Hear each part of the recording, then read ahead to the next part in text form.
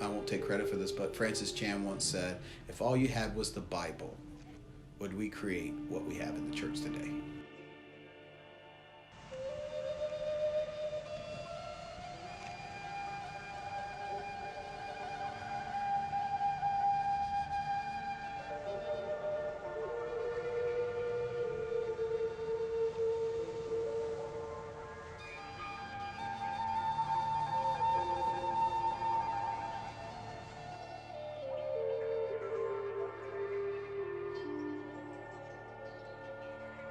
Yeah, I was an engineering manager at General Electric, and my wife and I went to church, and the sermon was about, do you love poor people? And so we went home and prayed about it. And we realized there was nothing in our lives that indicated we love poor people. Like, we didn't know any poor people. We didn't support any organizations. We were thinking if somebody made a documentary of our lives, would the people watching it think they love poor people? And we realized the answer to that would be no.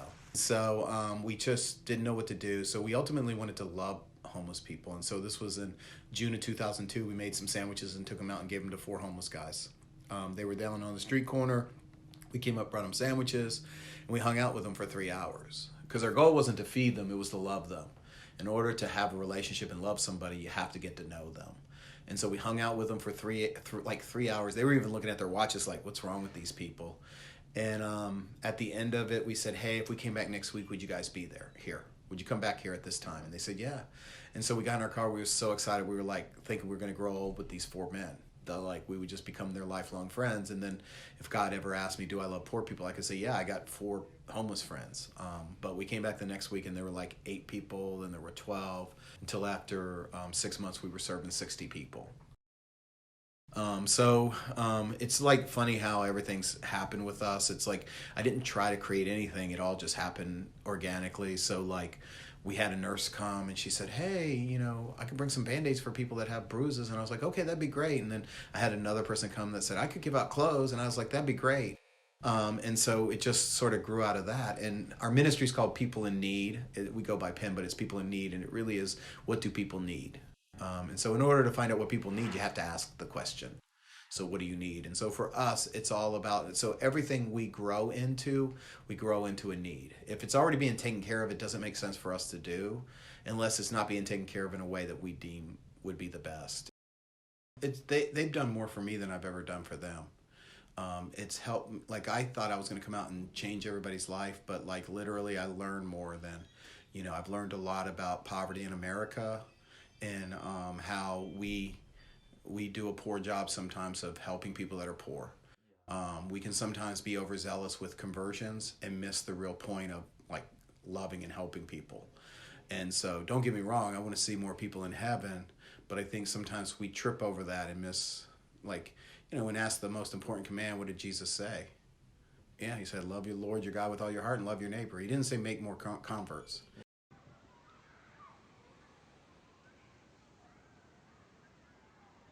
Homeless population, I've seen people. We have a guy that was homeless who was a rocket scientist. We've had lawyers out here. It's not one particular thought process, because what happens is oftentimes people have something going on in their life, and it causes them, maybe it's a mental health issue, maybe it's a drug addiction issue, and it causes them to fall away from their family or do things that they wouldn't normally do, and then they end up getting put in bad situations. There's a whole segment of our population that like doesn't have a chance. We spend a lot of time diverting our eyes because we don't want to interact. Mm-hmm. And I think so if you bring people in and treat them with respect, specifically people that aren't treated with respect, then they know the difference. And so I treat them with respect and they treat us with respect. I mean, it tends to be the way we tend to treat people the way they treat us. When people treat you mean, we tend to be mean with them. It's why I think Jesus spent so much time telling us don't fight hate with hate, fight hate with love. Because it just builds hate instead of changing the dynamics.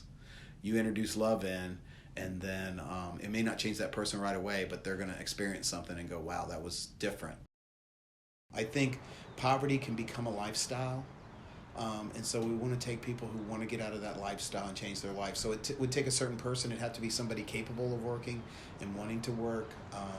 So we have a stringent interview process. When people want to go into it, they have to come in. We have a board of employees that will employers that will talk to them, and if they get in, then they're in the program. They're drug tested every day. They have to be on time. If they miss a couple, like they come in late a couple times, they could be put out of the program. Because like you think about it, if you have a job, I mean, how many times are you going to be late before your employer says, like, this is it, you know? And so, yeah, and so. So it really is trying to help them to know that. And so we've had some success. The problem gets to be is if somebody's been homeless for a long time, it's hard to change habits that you've had for a long time. So basically, when you first become homeless, there's the first period of time, what I call survival mode. And that's usually anywhere from the first day till about 3 months. Somebody in survival mode won't acknowledge they're homeless. They'll usually say, I'm between houses. They won't acknowledge they're homeless. And so that person's really easy to help get off the street because they don't identify with homelessness. And then the second phase is what I call survival. So survival's anywhere from that entry phase, from that first phase till maybe 3 or 4 years. And that's survival mode is you'll do whatever you can. You learn the hustles because you've been hustled. You learn how to take care of yourself. You might steal, you might, it's kind of, you might have questionable morals, even if you had good morals before, because now, there's a whole genre of movies, of series where, like Breaking Bad's a perfect example of that. It's a guy who's a nice guy who becomes a drug dealer because, you don't go from one extreme to another, you take several steps. Are we basing what we do in church based on the Bible, or are we doing it based on that's the way we're taught in college and church planning organizations? It is smart to have a cool, good leader, but Jesus wasn't. He said, "There's nothing special in me." I believe that you go to heaven based on your relationship with Jesus, but I think he said, there's tons of times that Jesus said, I left you here to do these things. So a converted life is not meant to just sit around and convert others. It's meant to go around and help people.